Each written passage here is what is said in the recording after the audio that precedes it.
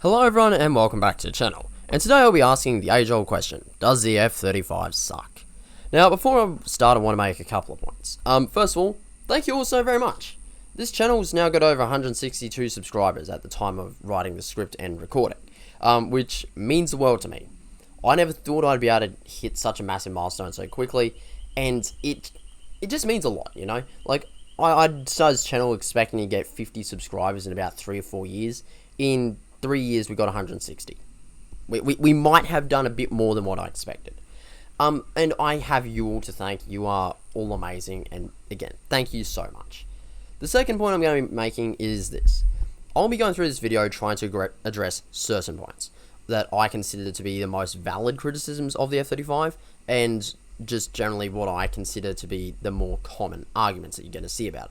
These include claims about the F-35's ability to dogfight, detectability despite stealthy capabilities, costs, and a focus on a multi-role jack-of-all-trades concept.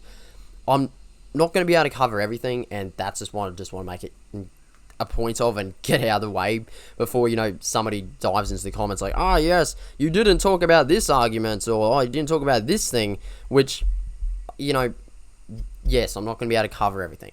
And recording now, I can think of 2 or 3 topics I probably should have put in. So, yeah, if I've got something that, you know, you want to add into the comment section or you want to talk about, feel free to leave a comment. It's, again, like, that's why it's there. But yeah, just thought I'd get that out of the road that I won't be able to cover absolutely everything about this plane. I don't have the energy to do a 24-hour stream, and I do have to go to work. And now for something completely different.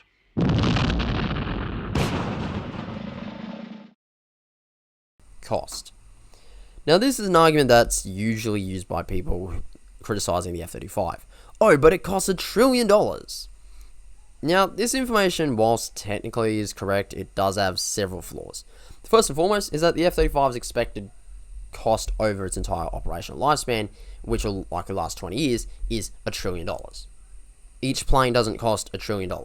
This is also the cost of research and development and the operational into the future. It's not the plane. It's not per plane. And of course, this is the other thing, is that it doesn't compare the cost of other previous aircraft programs such as the F-15, F-16, B-2, F-22, or F-15, or aircraft that are being fielded by potential adversaries. And that's the thing. China isn't going to let you know how much the J-20 program cost. I'm just saying that now. So you can't really make a proper comparison with it based off of, oh, this is how much X program cost, because, well, you don't have full data. None of us do. And I don't think any of us really have any proper sources on how much the F-15 really costs, or how much the F-16 or the F-18 will really cost. And I'm not even covering things such as the flaws that face such assets during their development phases, or issues like inflation, which constantly changes and causes the cost of production to naturally go up over time. Take the F-16, for example, which is typically touted as a lightweight, super cheap fighter. Now, this concept does have some merit until you realize the massive issues. The initial versions of the F-16, whilst being much less than the F-35, lacks the abilities to operate at night time or in poor weather, along with an absence of precision guide munitions and fully ground strike role. It also piggybacked off many concepts which were introduced by its predecessor, the F-15, which allowed it to be a cheaper aircraft due to production and research mostly already being carried out in other areas. Continuing this train of thought, the F-35 isn't really unique considering its cost anyway, which according to aerospaceforces.com and simpleflying.com comes in around $78.3 million for an F-35B variant and $70.2 million for the A variant. On the other hand, the F-22 costs about $122 million per asset. The F-18 costs $50 to $120 million per aircraft, depending on which variant you're looking at. And the F-15EX costs up to $97 million. Even the cheap and affordable F-16 can cost around $70 million, with the F-16I and Super Viper models being about 7 times the initial prices of its first production aircraft. With this being considered, you'd probably notice the F-35 really isn't overpriced, nor is it really even particularly expensive. In fact, it's close to being middle of the price range to these kinds of assets, and when considering that these are the most modern up-to-date variants. Obviously, earlier variants of the aircraft will cost less, but this is the F-35 now versus the aircraft now. Now, the next big topic raised is one of the most common arguments, that stealth is a fad or that it doesn't work. But here's a question. Is it really a fad? I mean, the whole issue with this is a misinterpretation as to what stealth even is. Unfortunately, people seem to think stealth makes an aircraft or an asset invisible to radar or detection. So, what's the difference between stealth and invisibility? Well, it's quite simple. Stealth is the concept of making yourself more difficult to be seen, and force the hostiles to exert more energy in detecting you. What it doesn't do is make you invisible, which means that you simply can't be seen. And that's just the difference. The whole concept of stealth aircraft is to make you harder to detect and target, not impossible to be picked up or shot down.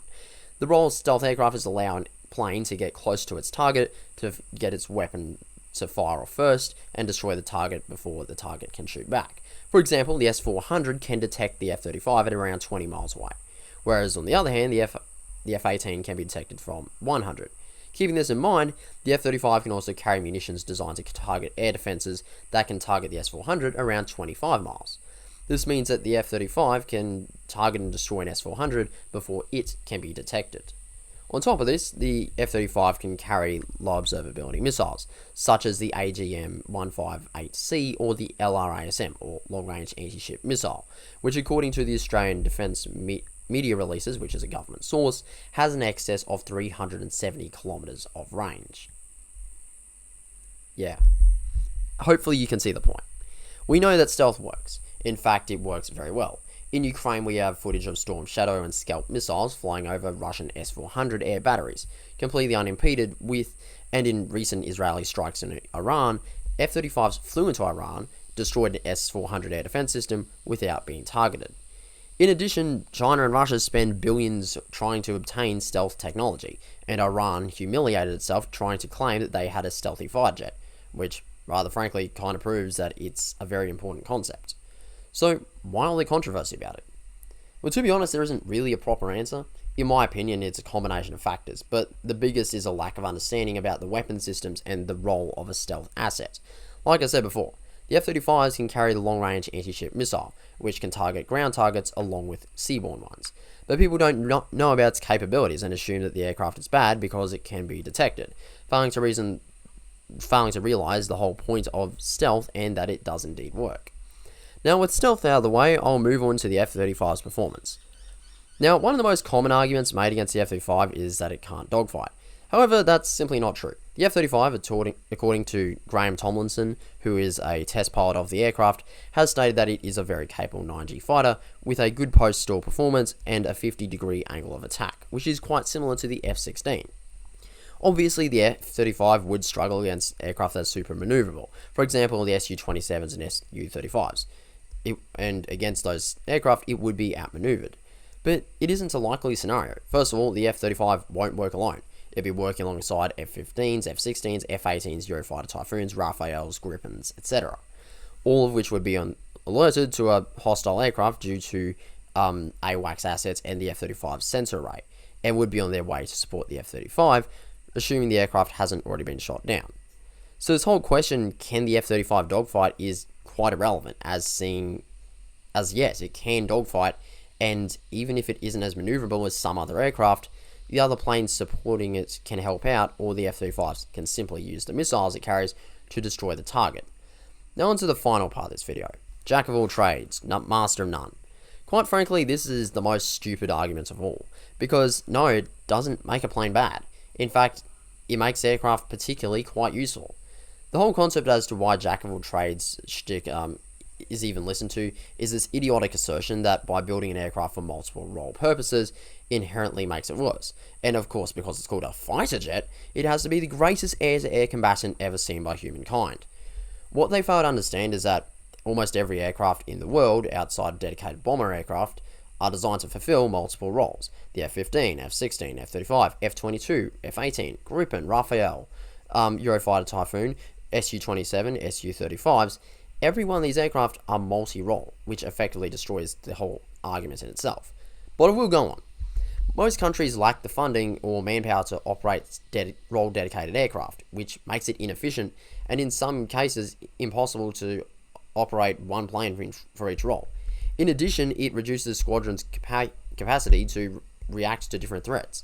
For example, an aircraft specifically designed to dogfight wouldn't be any good when it comes to carrying out supporting missions, strike operations, or intercepting missiles. In addition, it would be significantly more vulnerable facing aircraft that can carry missiles, as they would be able to destroy it from over 70 kilometers away. The whole argument requires a lack of understanding on almost all combat aircraft and a failure to understand weapon development and asset procurement from the last 100 years or so. Now, there are other arguments which I won't get too far into, such as claims about AI-powered cameras, drones, etc. But I will say this: AI only works within visual range, whilst the F-35 does not. The F-35 does not need to see you to target you, whilst the camera does need to see the F-35. So let's say you're living in Russia, a country that's famous for its heavy snow and massive rain. The camera wouldn't be able to detect the F-35 because it simply wouldn't be able to see it because of the cloud cover. On top of this, the concept is flawed because AI works off of pattern recognition. This is where it compares the image that it takes in. So let's say an image of a flower to all the other images in its database. And it'll see if it can find a match. But as anyone who has worked in such areas will tell you, AI is not perfect, and it will make mistakes when comparing images. This is an issue for China that has 3 aircraft that resemble planes operated by America and its allies. These are J-20, J-35, and J-10. So this means that there is a non-zero chance that in operating such a system, China could shoot down its $110 million fighter jet by accident, with an air defense thinking that it's an F-22. Next of all are drones, which I think are extremely overrated. Drones can only carry out so many roles, and a $300 FPV cannot do what an F-35 is capable of. It's that simple. And once you get a drone that's similar in capability to a fighter jet, you're paying fighter jet money. This is because a $300 FPV drone cannot carry 6 500-pound laser-guided bombs or cruise missiles, fly up to 1,000 kilometers, and go at Mach 1.6. If you want to get these levels of capability, you must pay for them. For example, the Ghostbat, which offers a far smaller capability and a lack of supersonic flight, costs around $8 to $10 million per unit. Keep in mind, this aircraft doesn't have the ability to put all the bombs on the wings, carry cruise missiles, and potentially not even carry actual missiles. There is a bit of speculation, like I've talked about in another video, that the Ghostbat may be being prioritized for a reconnaissance role.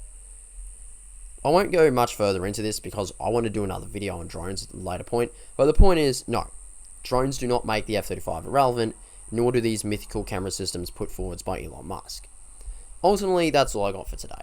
I hope you've all enjoyed the video, and if you did, please consider leaving a like and subscription for the channel. I really appreciate the support, and it means the world for me.